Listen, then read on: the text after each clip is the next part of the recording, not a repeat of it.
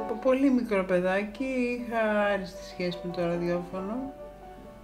Ήταν και άλλες οι εποχές, δεν είχαμε τα μέσα που έχουν τώρα.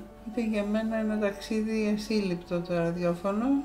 Αργότερα με ένα τρανζιστοράκι κοιμόμουν κάθε βράδυ, μόνιμος. Κάτω από το πανξιλάρι, κάπου δίπλα. Με ακολουθούσε παντού το ραδιόφωνο και που να ήξερε.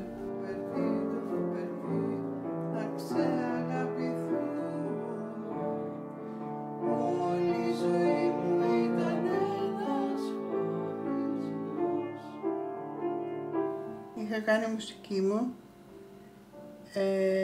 σε διάφορα διηγήματα που ήταν και για παιδιά και για μεγάλους. Μαζί με την Τόρια τη Μαρνέρη κάναμε την επιλογή των κειμένων. Θες να πεις ότι γινόταν αναγνώσεις των διηγημάτων αυτών και έπαιζε μουσική δική σου γραμμένη ειδικά για αυτές τις εκπομπές. Ναι, ναι.